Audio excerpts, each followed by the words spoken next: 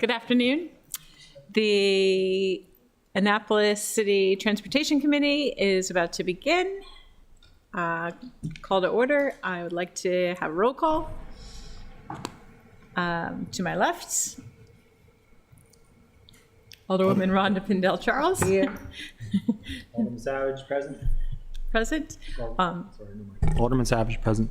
All present. Thank you very much. Next up, I'll entertain a motion for approval of our agenda. So moved. I would like to amend it to move the appointment up first. You second that? Second for the amendment to move. All in favor? Aye. Aye. Okay. All right. Thank you. Is there a motion to approve minutes from 10/19/24? So moved. Second. All in favor? Aye. Great, thank you. Also like to welcome Alderman Ross Arnett. Thank you for joining us. Might not want to, don't thank him yet, yeah. All right. So first on our agenda will be AP 2224, appointment of Robert Madden for the Transportation Board. Believe that Robert Madden is in our audience.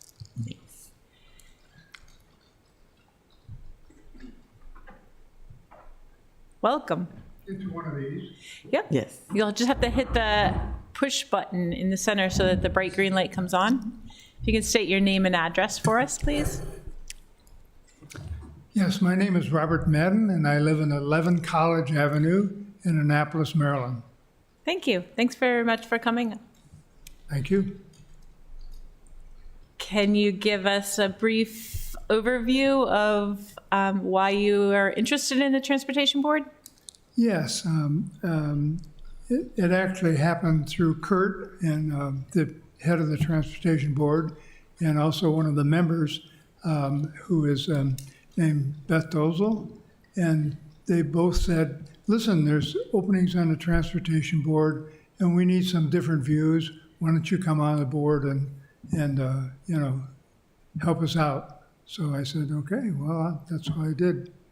So Great. that's why I'm here. Thank you. Do you have questions from our committee? None for me. So can you explain what your, what's your interest in transportation? Like what aspect of it are you interested in working on? Well, I've been living in the Annapolis area for about 57 years, something like that. And, you know, the streets are done for colonial days. And there's a lot of issues with parking and with traffic. And as I noticed the other day, if one street goes down for a traffic accident or something like that, it really affects the whole community. So I thought maybe I could add some expertise and some help for some of the issues that we have. You know, many of them are systemic. You know, we're not going to solve these small streets. There's no thing there. But with the parking garages and the parking and the traffic in general, I think I have something to offer. Great. And is there anything in your background that you would like to highlight? Well, I was in management for a number of years. I actually started out as a photojournalist. I was a photojournalist for about 15 years, and then I decided that I'd stop going around the world and watch my kids grow up a little bit. So I went inside and flew a desk for quite some time, and became pretty involved with the management of the company. Great. So, And I see you're a longtime member of the Appalachian Mountain Club. yes, I am. So are you going to focus a lot on pedestrian transportation? Well, there's issues there on the trails, of course. I mean, you know, one of the issues in the White Mountains where we volunteer every summer, we're always up helping them in the huts with the crew and all.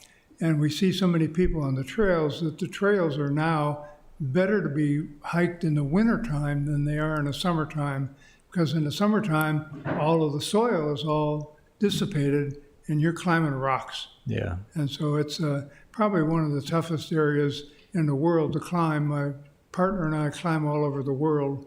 So we found that and Albania to be the kind of the toughest areas. Yeah. So Great. I'm sure you must do a lot of walking around town then. I do. When my hip gets better, I walk everywhere. He just And had my hip car surgery has 3 weeks ago. my car has very few miles on it because I walk pretty much everywhere, and it's a walkable town. Yeah. The nice part for me is, as you all know, the goose that laid the golden egg is in Ward 1 right down here, and that's where everybody Yeah. wants to see, businesses and people thrive. Fortunately for me, I'm about 3 blocks off of where the last business ends, so I'm in a residential area, and we're trying to keep it that way. Excellent. Well, I wish you a speedy recovery. Well, thank you. I've been doing a lot better. I've had the other hip done too, and there's no third hip, so it's the last one. Good. Great. Yeah. Fantastic. Thank you. Thank Do you you. have any questions? No questions. Thank you so much, Mr. Mann. Thank you. I will entertain a favorable recommendation to appoint Mr. Madden. So moved. Second? All in favor, say aye. Aye. Great. Thank you very much for coming out today. Absolutely. I see Mr. Landa in the audience. Did you have been approved already for your board? I just haven't had a chance to, you need to stand and go over here? Yes, please. Yeah, I got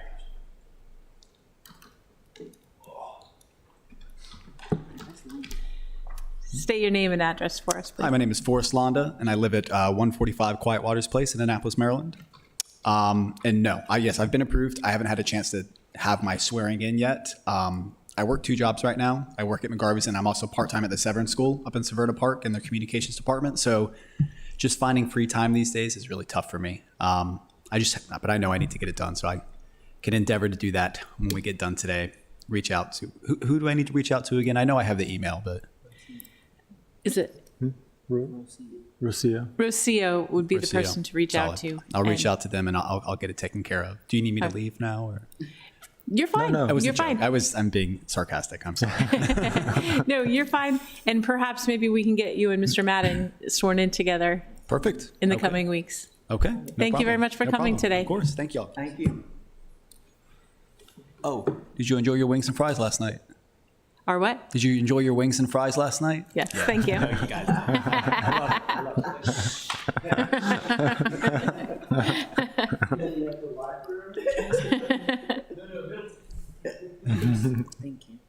Thank you so much. Next up on our agenda would normally be the Transportation Board update, but I had a message from the chair, Mr. Regal, that he was not going to be able to make it today. So we will put that off for the next meeting.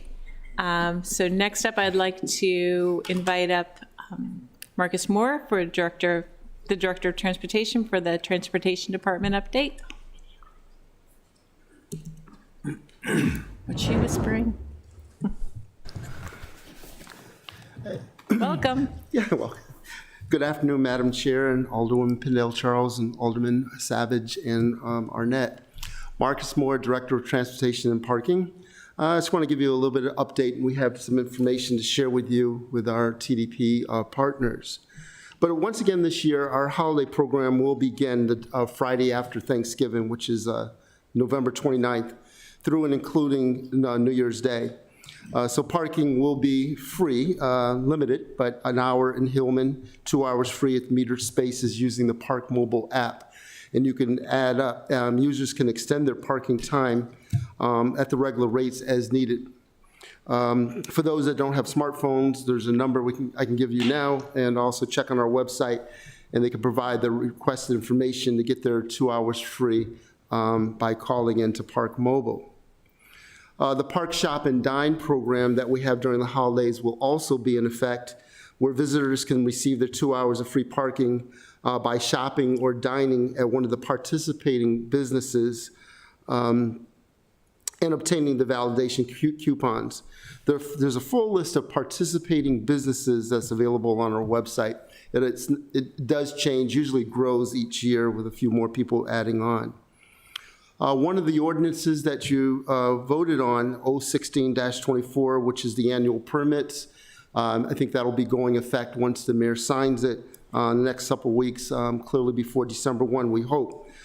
So prior to this ordinance being approved, annual residential parking permits were issued at the start of each year, but the cost was prorated for those that came later in the year, the fiscal year, like September, October. So now will be a complete year whenever they sign up, which is a lot easier for both the resident and for the parking contractors. So it's not all at once. So that kind of reduces the burden there. So we're looking forward to making that part a little easier. Midnight Madness is back again, starting December 5th for those first 3 Thursdays in December, the 5th, 12th, and 19th.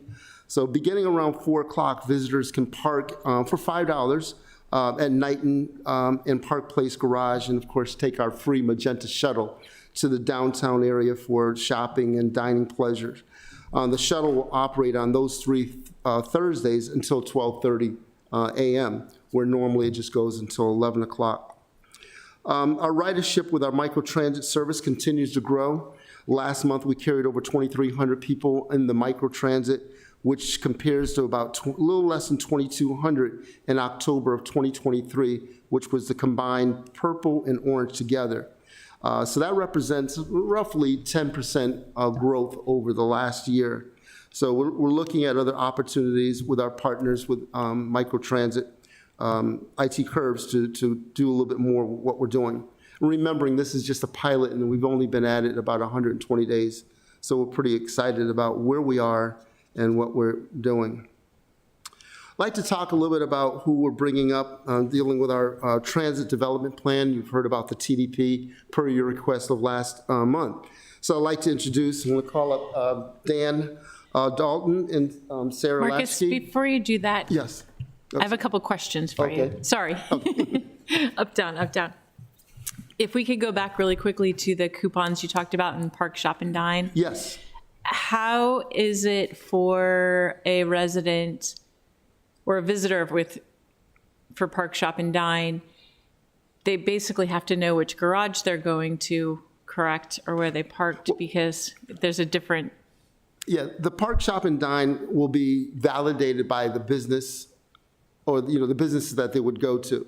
So the businesses is actually offsetting it by buying those in groups of 100 at a reduced rate. So when their server or their person, whatever the business that they're using, will be able to give them more information on how that program actually works and where they can go and how that all rolls out. Okay. John, do you want to add any more to that, or pretty much have it, the Park, Shop, and Dine part of it, to give the specifics? Excuse me. John Kemp is a Senior Regional Manager with SP Plus. Yep, hello. Hi, John Kemp, Regional Manager with Metropolis SP Plus. Yep, I'm on. The Park, Shop, and Dine, all validation programs at the locations converted to the Metropolis platform, GOTS, Knighton, Park Place, there's only a single QR code that translates across the garages because they're all on the same platform. At Hillman Garage, there would be a different. I'm not sure exactly what what each business would possess to hand out to the customer or visitor that they are validating.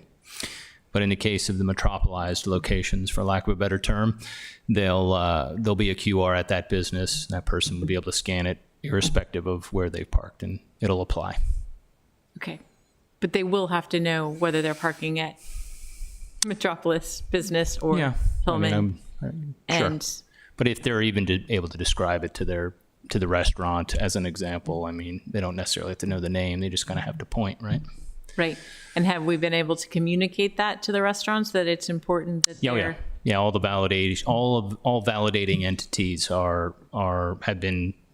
We've rolled that out to all validating entities, not just Park, Shop, and Dine. There's lots of different types of validations as well. Right, okay. I just see it causing a lot of confusion. No, well, Alderman Arnett? Many of us have constituent emails that we send out. Is there a package of information that we can add to that constituent email to let shoppers know about it? That would, Sure. I think, would really be Absolutely. That's a nice. good And this idea. is, And residents, I mean, they're residents, so they'll, Right. they have a validation program that they Right. are. so if Privy we to. could get a blurb from you, we will pass it on to them. There's also a press release that Mitchell sent out. I think all the same information, isn't it? Yeah, right. I keep all the press releases. Okay. Did you have a question, Alderman Kendall Charles? No questions, thank you. Okay. Thank you very much. I appreciate that. My second question was microtransit. I know we're still in pilots, but prior to the start of the meeting, Mr. Madden was actually talking about the fact that it would be nice if there was an extra stop in near Gate 3 of the Naval Academy, and we were kind of discussing it, that since Midnight Madness is coming up, and that's right at the base of Maryland Hall, King George, or not Maryland Hall, sorry, Maryland Avenue, King George, if you could make a note and see if that might be a possibility of an extra stop? Pickup point, I mean, Yeah, what we've done with the microtransit, as you know, is replacing the underutilized orange and purple. So that's where we're going, like 3/4 of a mile from those stops, but we do want to look at the unmet needs of other areas, as you mentioned, Gate 3 of USNA and other, let's say, parts of Eastport where the orange didn't go. So that part is only serviced after 7 and all day on a Sunday. So Monday through Friday, we do have that gap there we need to explore and see how we can add those other virtual stops to get more of the community. Point well taken. thank you. Those are my two questions. Okay. Thank you so much. Thank you again. So what I'd like to lead into is KFH. So I'd like to introduce Dan Dalton and Sarah Lashke. They're experienced transportation planners with KFH. KFH has been a trusted name in the transit consulting industry for over 30 years. They bring decades of experience to each project. They're headquartered in Montgomery County here in Maryland, and KFH has an impressive track record of having served over 42 clients in 42 states, completing over 1,000 projects. So today, Dan and Sarah are going to share with you where we are now with the transit development plan. It's going to be projected overhead, but I have some handouts I'd like to share with you as they get started. So if you see who you are. And I'll tell you.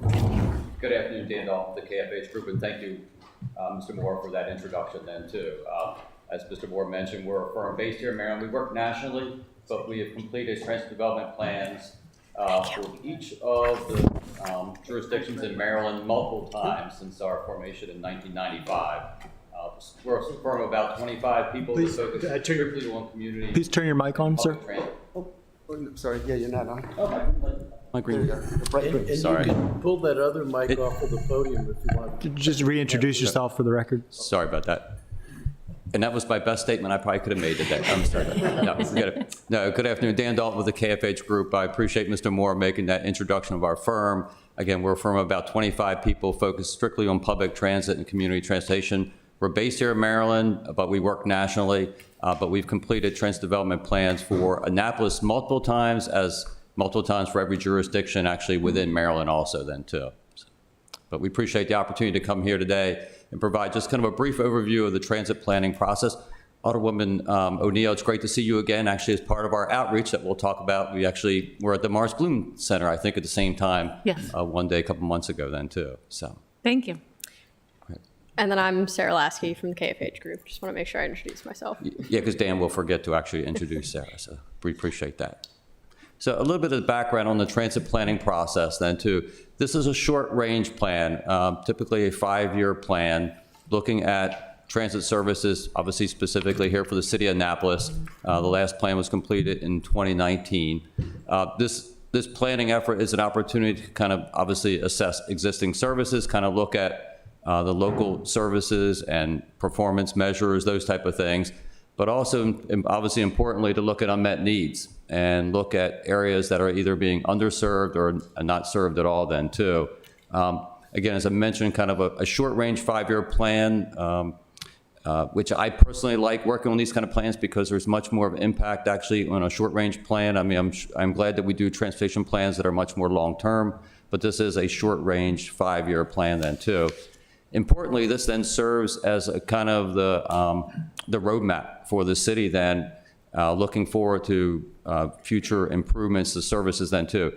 Typically, not everything in a transit plan will be maybe implemented, but if it's not in the plan, it definitely won't be implemented then too. So it's important then when we go through the planning process, what we hear from community and from stakeholders then is the fact that those unmet needs are documented, and then there are alternatives and recommendations moving forward then too.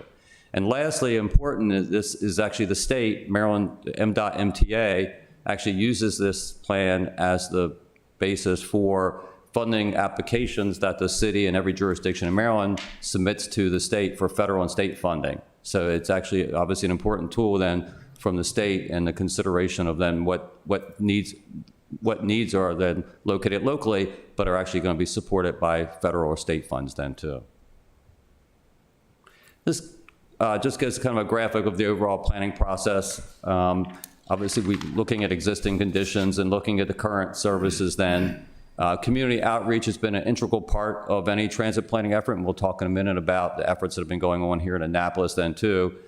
All that leads into alternatives and then incrementally actually into recommendations and then into a draft and final plan.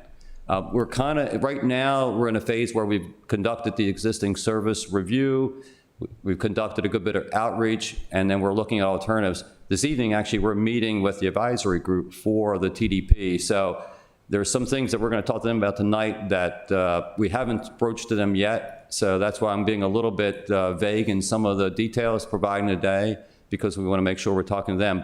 But I can let you know, it will, as we look at alternatives, the microtransit that Mr. Moore mentioned is something obviously that all transit systems around the country are looking at. And we're going to look at how then, building upon the pilot program, that there's opportunities for growth here in Annapolis then for that type of service.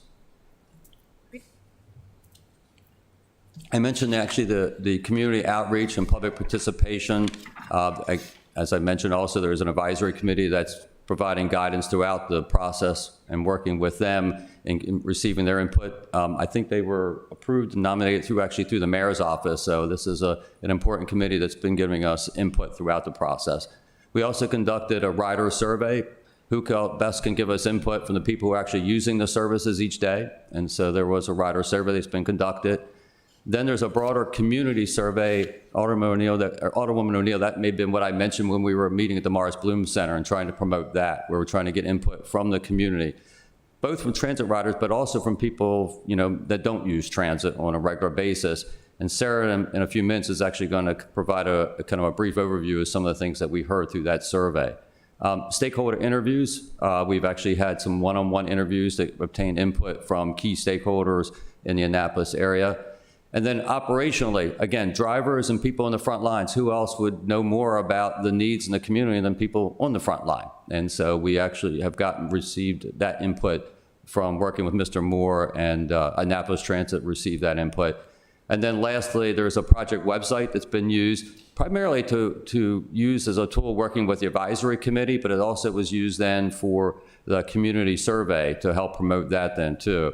And that was useful then in actually bringing up our numbers significantly then for the community survey. Kind of just a quick overview then of all the outreach that we've been trying to conduct. But obviously your input, any input you have this evening, but also when we get to the draft plan phase where we'll come to the city council and actually present it, obviously then we'll seek your input through that process then too. So as I mentioned, I was going to turn it over to Sarah now, who I failed to introduce earlier, who now is actually going to provide a brief overview. Again, these are some of the preliminary findings from the community outreach. And again, we're going to be meeting with the advisory committee this evening and providing much more detail. And again, when we come back to you in a couple months to present, we'll have a lot more details then also too that we can share. Thank you. Yeah, so as Dan mentioned, we did have 2 different surveys. And so from the rider survey, we really wanted to get from them their input on what they do like from the service, and again, kind of what they want to see changed. And so we asked them, what expanded services would be beneficial to you as a current rider. And some of those included morning and evening service, expanded Saturday service, Sunday service, and then more frequent service. And then as a basic overview with the community survey, which again, as Dan mentioned, we're looking to kind of get feedback from those who do not currently use Annapolis Transit Services. We already asked them kind of, what is the primary reason that you don't use public transit? And they mentioned, not knowing if service was available or what services are available to them, that they think trips take too long with public transit. They don't know if there's service near their home, their school, their work, different key destinations that they would be going to. They also said that they find public transit to be too confusing, or that they just prefer to drive. And so we then asked them, okay, well, you don't use public transit. Do you think there's a need for additional or improved services in Annapolis regarding public transit? And 86% of the community respondents did state yes, they believe there is this need. So people do see Annapolis Transit as a key service within the city. So we also asked these community respondents, what do you think are improvements that are needed in Annapolis Transit? Unsurprisingly, they mentioned that they want more improved information on these available services, which go hand in hand of not knowing what services are available to them. They also stated that they wanted more service near their home, again, kind of corresponding with what we saw as reasons for them not using public transit. And then finally, they also stated they want more frequent service, which the riders also mentioned, and then shorter wait times overall. So these were some of the preliminary kind of findings that we got from riders and the community members as well. Sarah, if I could reinforce a couple of things with this then too. One thing I mentioned here, this is the community survey. So this was the one that was not just transit riders, but that percentage of 86% of people, even if they weren't a transit user, responding to the fact that they thought there was a need for additional improved public transportation is much higher than we usually see in a community survey. So it shows the fact that overall the community, at least the respondents actually to the survey, then saw the fact that even if they're not using the service, the vast majority of them see that as an important infrastructure part of Annapolis. Again, a little bit higher percentage than we typically would see for a broader community survey. Can we ask questions? Certainly. Alderman Arnett. Thank you. A couple of questions about the survey, the community survey. What was your sample size?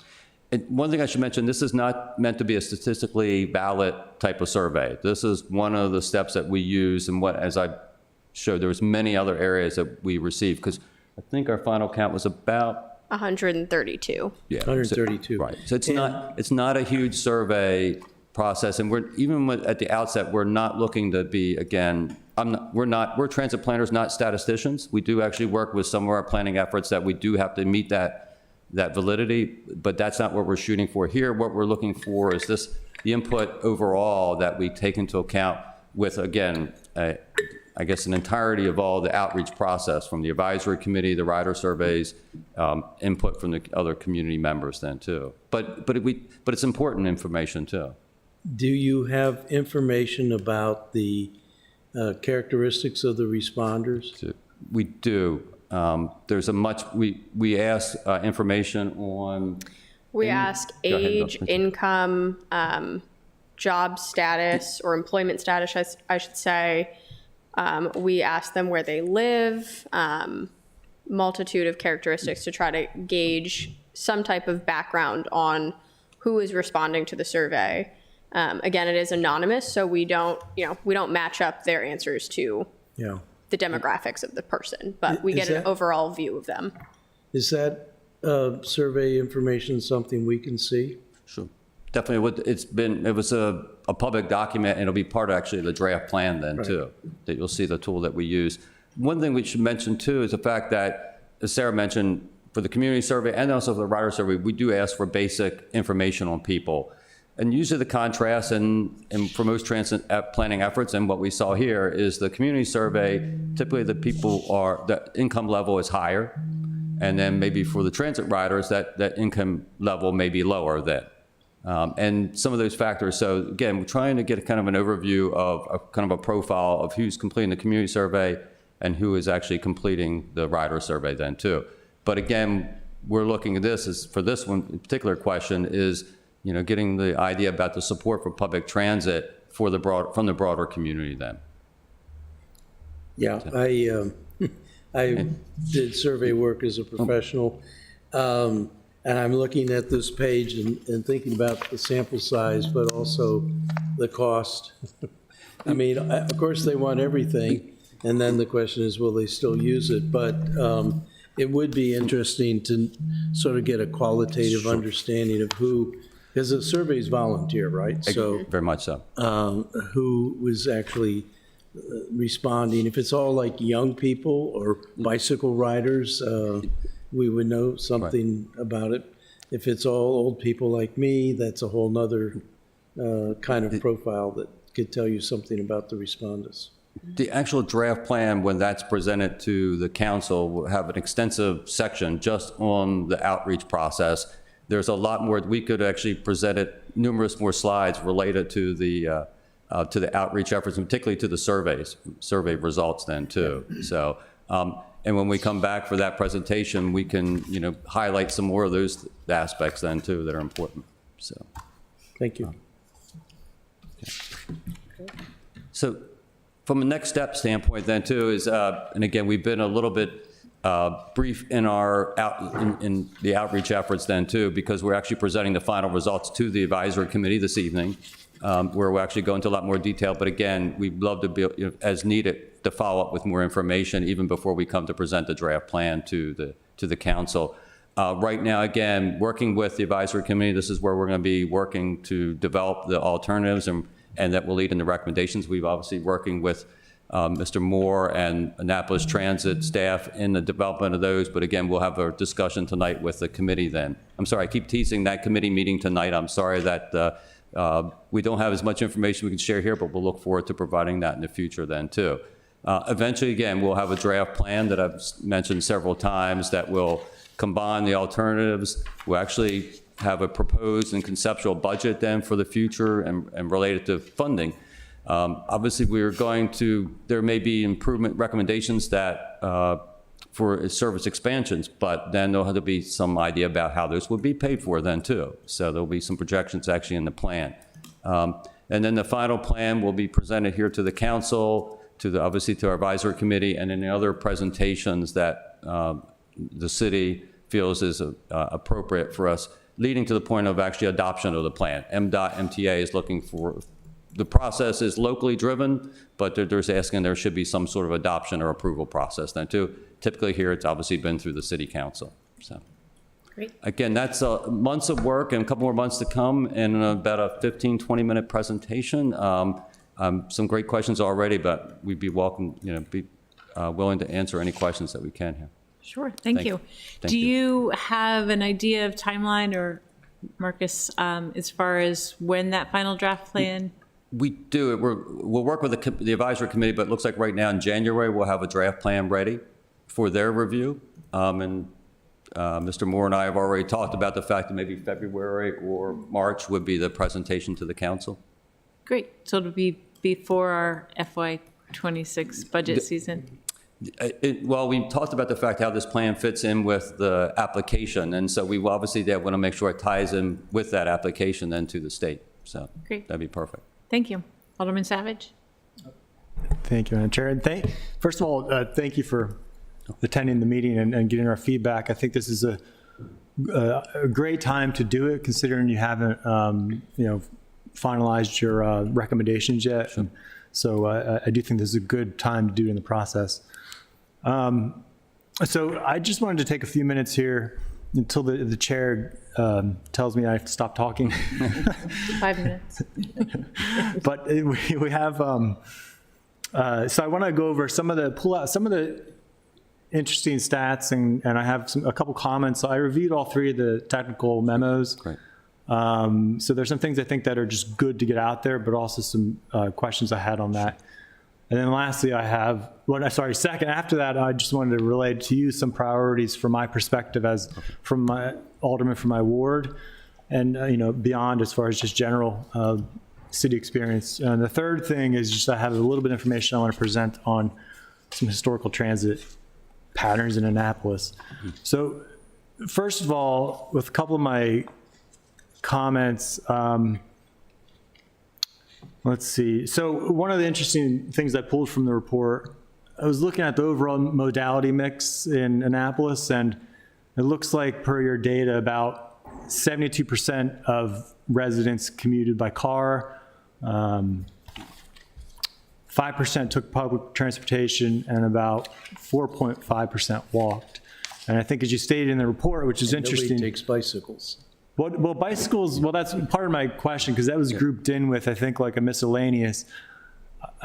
If you have that information separate, I would really like that pulled out, because we have a lot of goals that we are trying to increase our cycling transportation in the city. And it would be great to have those numbers to compare as we hopefully increase the amount of people cycling. But I do want to point out our city, that 4.5% of people who walk is higher, as you stated, than the state average. So I do think that speaks to our new member of the board who said that we are a walking town, right? I think that kind of makes that point. However, I think that 72% of people who commute by car is what I really want to reduce. We've been taking some study trips over to Europe, and they're usually in the neighborhood of 40, 50%, if that. Well, I guess between 30 and 50% cars, and then they have anywhere between 5 and 15% public transit, higher in Sweden when we were over there. But it'll be interesting to compare all the modalities.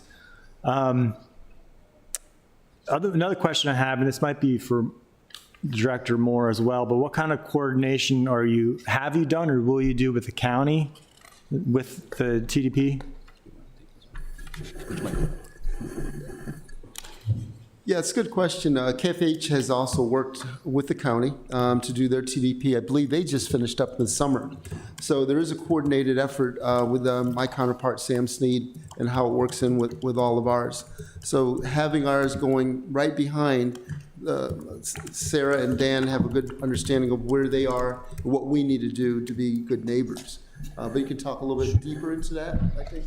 Sure. As Director Moore mentioned, we just recently completed the Anne Arundel County Transit Development Plan several months ago. Obviously, a different focus just because the geographic difference between the county and the city. I know in that transit plan, much of the county's focus was improving geographic coverage in the county. But again, it pointed out, and then this transit plan has pointed out the fact, obviously, the essential need for the coordination and the connectivity between the systems then too.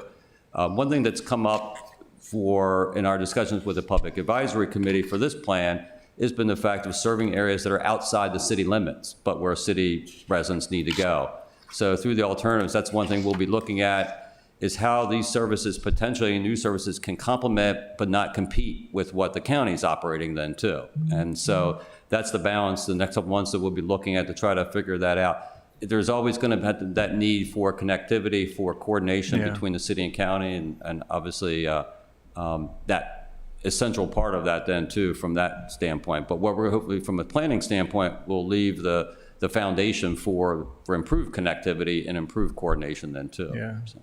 Well, that's great, because that is one thing I was going to comment on. I feel like the coordination overlap between the systems definitely could use improvement. It's obviously a challenge in every transit planning effort because every system in Maryland and pretty much every system in the country is jurisdictionally bound, boundaries of some sort, even if it's a regional system or, with that. So again, that's one of the first things we heard from the advisory committee. I think the first time we met with them a couple months ago was about there's an area that needs to be served, and it's outside of actually the city boundaries and outside obviously the typical city services then too.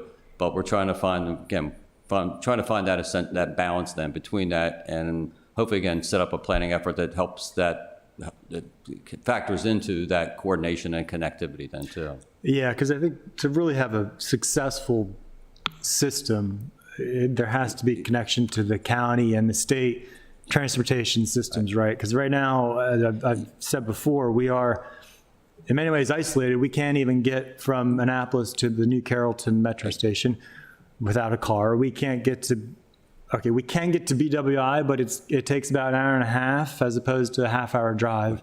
And that is assuming we can get to the county bus system, which we can't get there easily. But the whole thing, the fact that it takes longer than it would to drive means nobody's going to use it. Right. Exactly. And I mean, it just points out the fact that I actually live in Carroll County. So as I drove here today, I drove across multiple jurisdictional boundaries. Never gave it a second thought as I was going through that. But if I was riding transit, those boundaries would have been, brick walls, actually, really. Yeah. So that's what we're always trying to balance, the fact that obviously each jurisdiction funds their local transit systems, and obviously that's essential. But how do we have that connectivity for people to be able, people just want to get where they want to go. And so they don't want to worry about jurisdictional boundaries. They just want to get where they need to go for shopping or for work. And so every planning effort, we're trying to take that into account, realizing the fact that, some of the challenges that come with that then too. Yeah, good. And could you explain what the annual transportation plans are and how they fit it or connect with the the TDP? I'll go. Director Moore is the one that's going to actually submit the application, but each year that's the ATP, the Annual Transportation Plan, is actually what the city and every jurisdiction in Maryland submits to MDOT MTA. Okay. I should spell Maryland Department of Transportation, Maryland Transit Administration. I think many people just see the MTA as the local transit system in Maryland, but there is a department there that administers all the federal and state funds that support Annapolis Transit and all of the locally operated transit systems around the state. So each year, the city and every other jurisdiction in Maryland has to apply to MDOT MTA. And so the TDP becomes the basis for that. In the application, the first thing the MTA looks at appropriately is okay, where is this? If you're asking for the funding for a new service, where is it in your transit plan? Type of thing. So that's kind of the relationship there too. Okay. Yeah, no, you're quite right. What Dan is making mention of, when we do apply for the state and federal grants, they want to see where we are with our transit development plan that's been adopted by council. So what are we doing to make it more of a livable city using our transit funds that we're getting? We want to look at the health of each route and how that goes. So going back to 2019, one of the plans was having micro-mobility. So it took us 5 years to get to where we are right now, which we could have done a little sooner. I think the garage got in the way a little bit, or else we probably would have done it in 2021, somewhere thereabouts.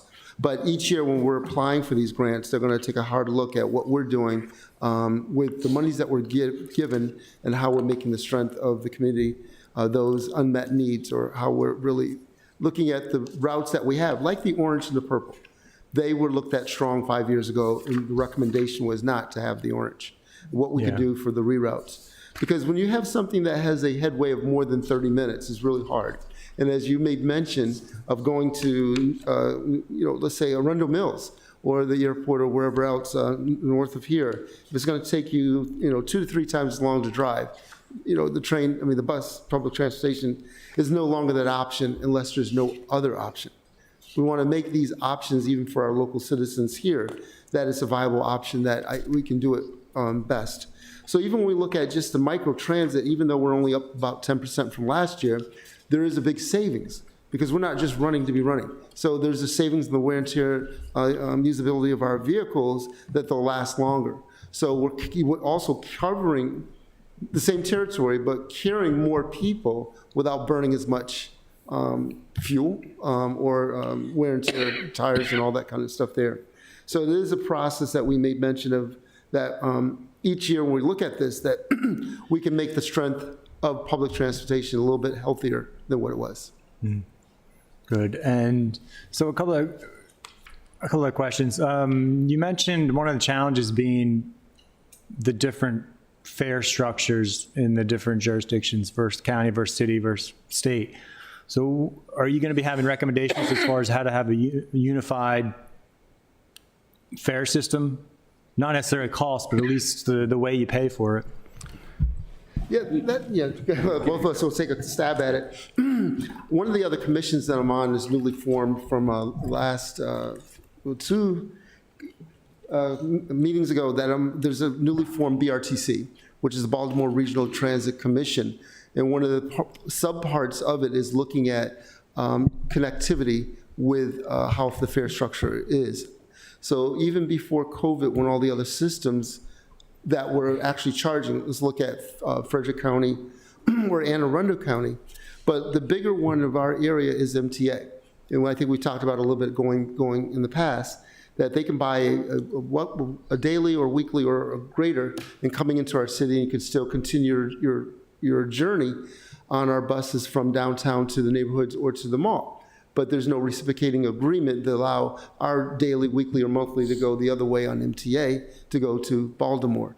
So one of the things we want to look at, as Dan and Sarah are making mention, there's about 23 lots, locally operated transit systems in the state of Maryland, from Western Maryland, Hagerstown and above, all the way down to Ocean City. Wouldn't it be nice if there's some kind of connectivity with that? But the biggest thing is like, okay, who gets the greater share of the pot? So if I buy it from MTA, and I'm not sure if I'm going to go on this thing called Annapolis Transit or PG County or Montgomery County, but when I do, what percentage of it do I get for a weekly ticket if I come all the way in and start hopping around on buses within our system? Should it be a 50-50 split? How to do that? Right now, we get nothing. So anything that as we come to the table is better than what we had before. So that is a hard nut to crack, but I think those are some of the things that our transportation planners have looked at in other jurisdictions. Well, and also, obviously, our advisory committee for the TDP has asked us to kind of look at the fare structure, and I'm not sure we'll be making specific recommendations actually in the final plan, but we probably will talk about the pros and cons of a change to the fare structure. Because there's a lot, as you can imagine, there's a lot of intricacies and a lot of details that need to be taken into account. But we'll, and as Director Moore mentioned too, we're also kind of looking at around the state then too, to kind of provide an overview of where systems are going, because some obviously since COVID have reinstalled the fare structure, and then some have gone completely fare free. And so but that's been a local jurisdictional decision, and obviously a decision made at that level regarding that transit system. But it varies around the state and around the country what's happening since the pandemic then too. Yeah. Well, and I just want to offer, as far as payment, again, I think when we went to look at sustainable transportation in Sweden, which I think has some of the highest usage of transit for many other country in Sweden in the European Union, very high rates, but it's super easy to pay. You don't have to get separate passes. You just use Android, Apple Pay, scan it up to the reader, that's it. And they also, instead of having a line for people to get on, they let everybody get on, and then they have a conductor going around to kind of spot check you. So you mentioned on page 1 to 3, I think, of the first technical memo. Which one? The first technical memo, which is From September. number 1, tech memo number 1. Page 1 to 3, you mentioned the pay issue with, I think, drivers, problems with retention. And you mentioned pay as an issue. So I'm just wondering, is that resolved with the class and comp study? Is that addressed? Yeah, that is actually being addressed in the class and comp study. Years ago, going back to about 16 years ago, there was another category of a driver 1 made to a driver 2, because once they got stuck at that last step of 10 or 11, they were there unless they got a COLA or for 10 more years. Mm-hmm. So one of the outcomes of the class and comp study would be the elimination of the driver 1. They're all will be 2s.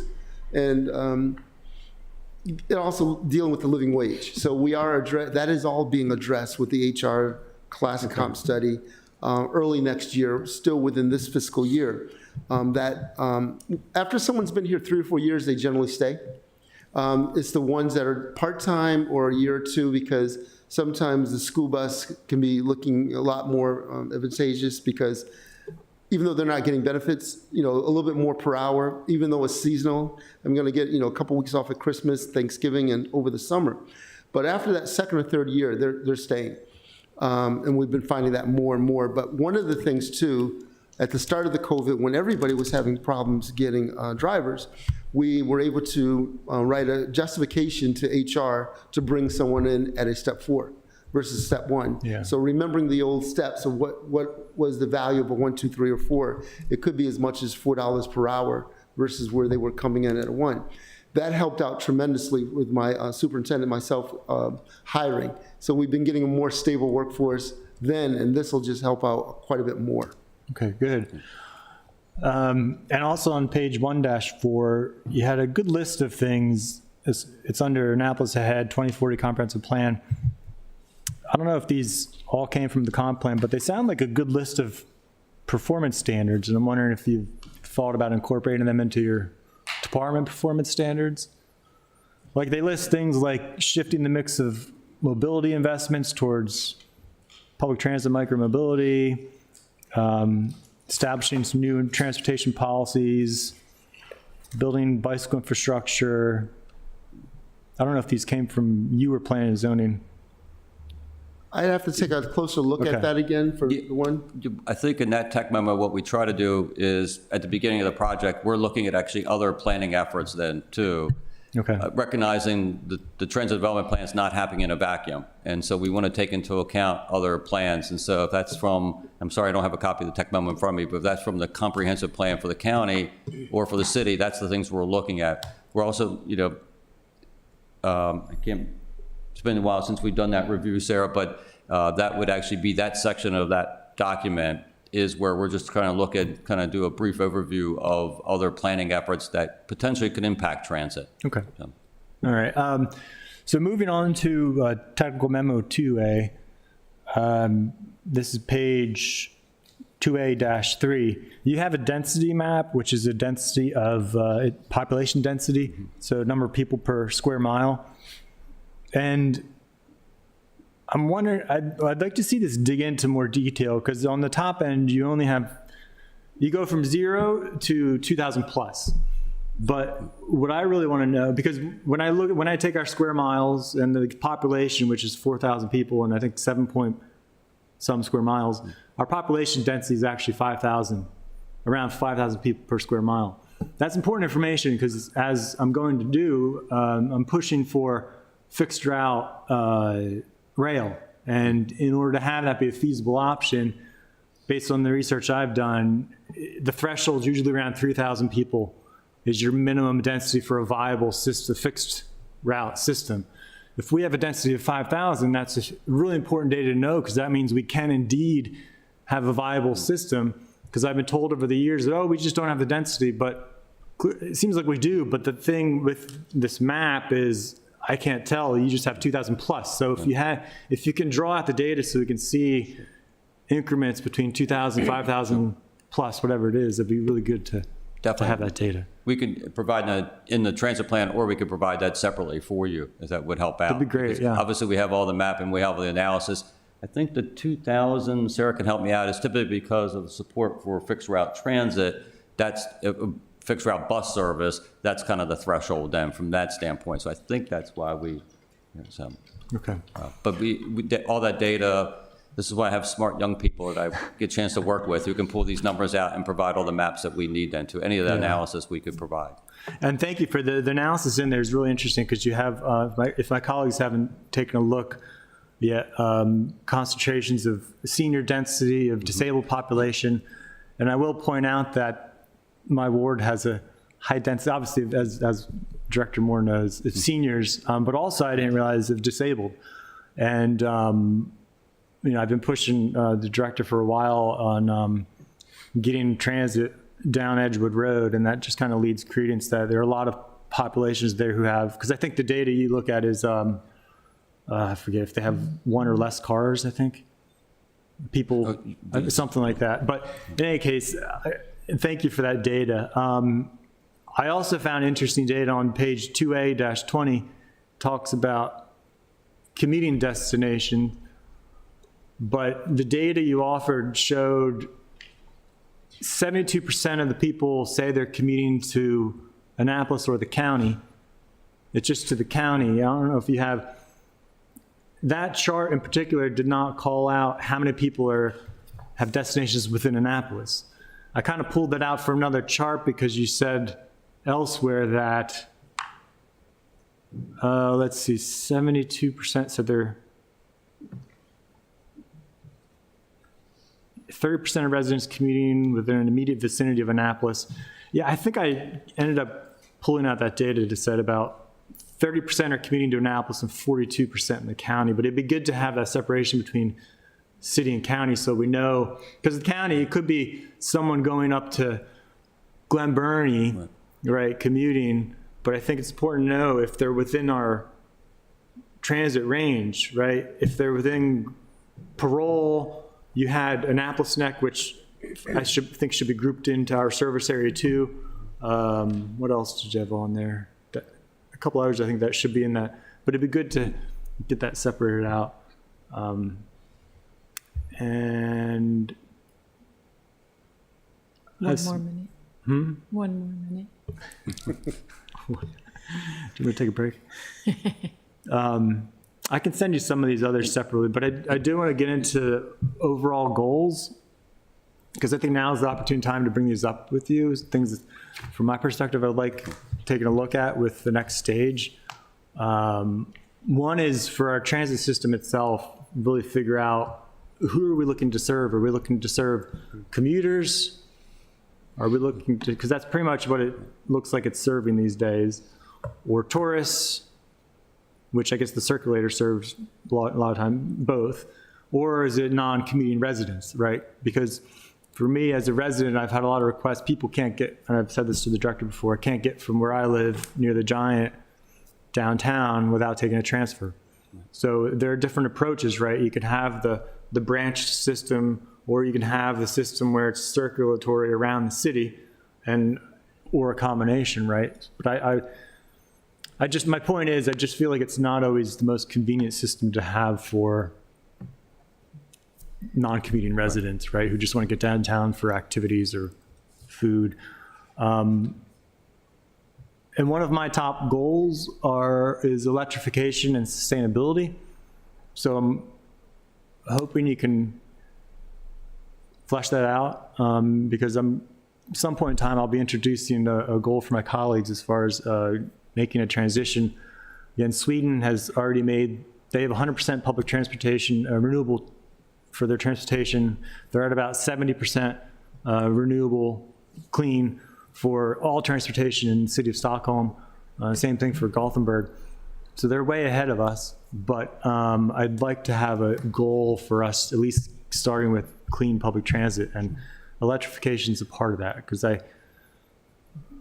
think the director's already been thinking about this quite a bit, and I think has some on order already, but just to have that incorporated into our plan would be great. Another top issue for me is Forest Drive, and that is a major challenge for my ward, but the whole city, because that is there's a traffic issue on that road. We can't expand it anymore, and so the only alternative is some kind of transit improvement, be it bus rapid transit, or what I would like to see is some kind of fixed rail, even if it's a single rail system, takes up less space, but have a single rail system with, forget the term, I wrote that down somewhere, but it's the side, a double track. So passing sidings, where you have occasional passing sidings to allow for a single track to work, and the trains can pass at the passing sidings. But in any case, my point is, we don't have an automobile solution for Forest Drive. We need to have some kind of transit solution. And the one of the many appealing things about having a fixed rail system is that they're cleaner, they're more appealing, frankly. People just, from what I've been reading, you get about a 30-40% increase over bus when you move to a rail system. It's just, streetcars are more appealing to people to use, so you get that increased ridership. And so, but obviously that needs a lot of coordination with the county. The destination, I'm trying to get it to start in my ward at the Giant. There's a vacant lot. We could have a transit hub going all the way up Forest Drive to ideally the Park and Ride, if that's where the county is going to put their transit hub. That would be an ideal connection, because then people can go from there to take the transit to get to elsewhere in the county or elsewhere in the state.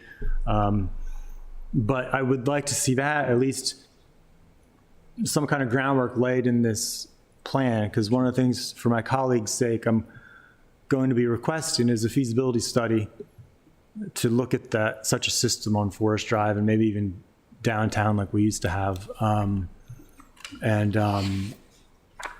It'd be great to have that supported in the traffic development plan, in the transit development plan. I think, so that's, I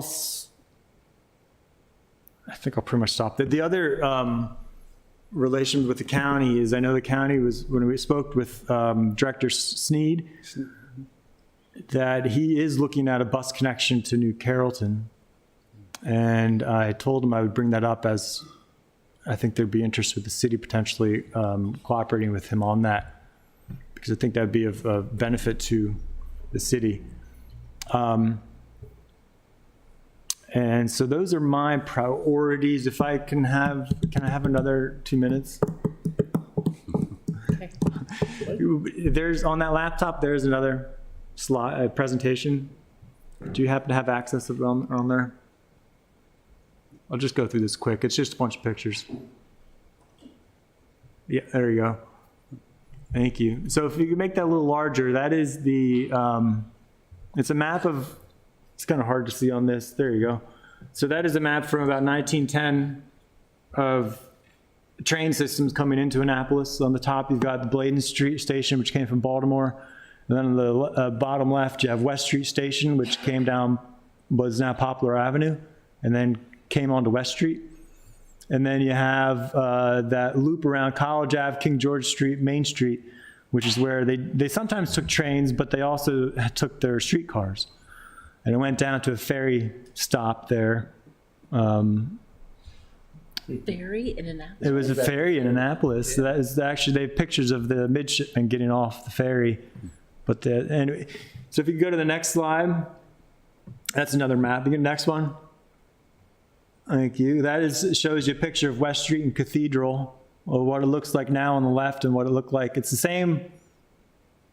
same shot. You can see the streetcar going down the middle, and look, that's a bike too. Next slide. That's downtown looking up Main Street. You see that, and these all date around 1910, 1920. But you see the streetcar going up Main Street. It's amazing how the town doesn't change that much. But next slide. Let's look down Main Street and Alderwoman Pindell Charles. What else did you notice that's different between that slide? I'm going to pick on her.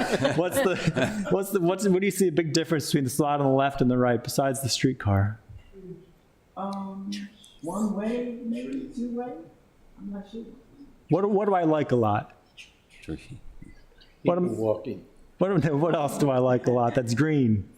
Oh, trees. Yeah, look at all those trees on Main Street. So in any case, I thought that was a nice shot with the trolley coming up. Next slide.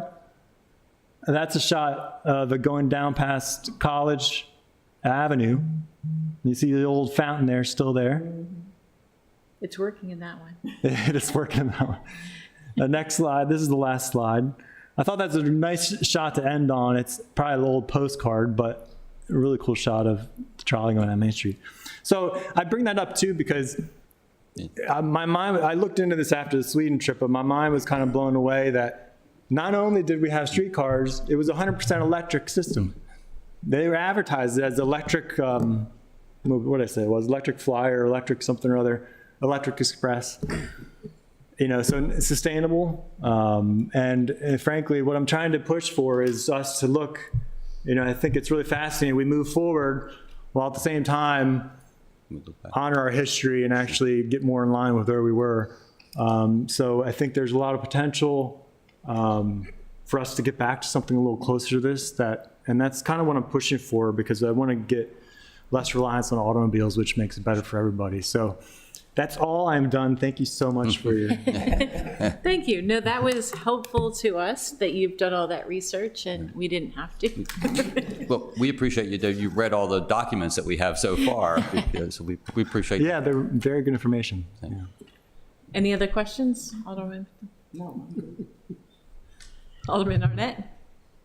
Yeah, I have too many questions for this committee. So my first question is, First of all, you've given us a whopping amount of data already, and I have a million paper clips and questions to ask, which you may or may not find helpful. But my very first question, and I was thinking about the trolley system, that really requires something that is not just in the city of Annapolis. Just like the H Street trolley in DC, which isn't working out, but is still something that has a rail yard that it can go to.